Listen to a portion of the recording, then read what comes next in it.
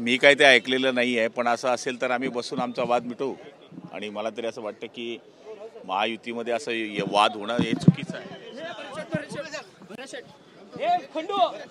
आपल्या सोबत आहे भरत शेठ.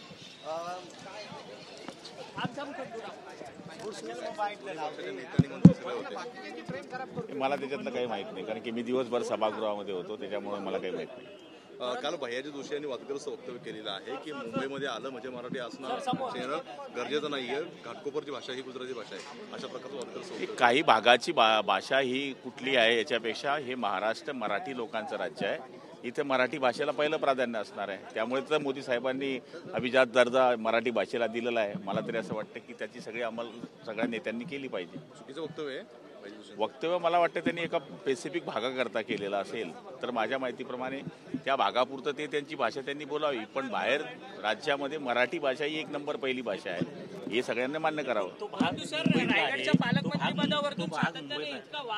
2 मिनिटं अरे कोणी काय बोलेल, कोणी काय बोलतं, काय करणार.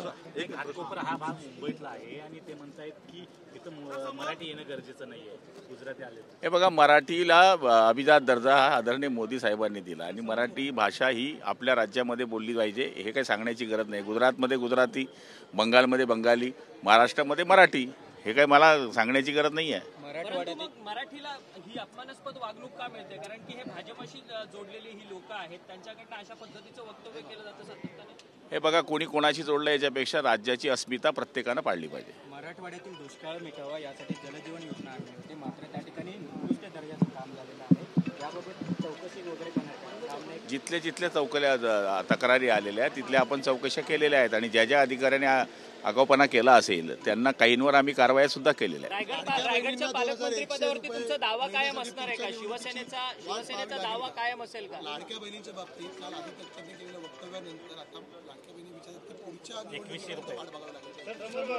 हे बघा, हे सरकार आहे, सरकारने दिलेली आश्वासनं ही पूर्ण करायची असतात, पण अजून सरकार येऊन 2-3 महिने झालेले आहेत.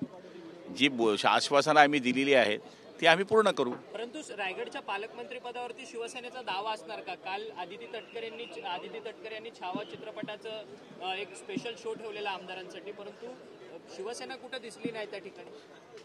हे बघा, ऑलरेडी कामकाज सत्राचं सुरू आहे, प्रत्येकजण इथे कोणी बसलेला असेल, त्यांनी निमंत्रण जरी दिलं तर आता मी तर पहिलेच पाहून घेतला छावा, त्यामुळे मला डबल पाहण्याची काही गरज नव्हती.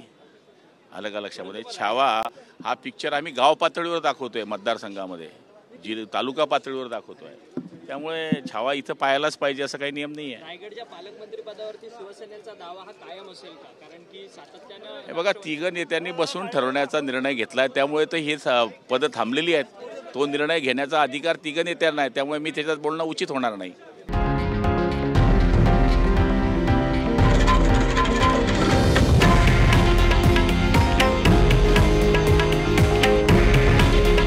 हे आहे देशातील नंबर 1 न्यूज नेटवर्क आणि आपण पाहत आहात TV9 मराठी.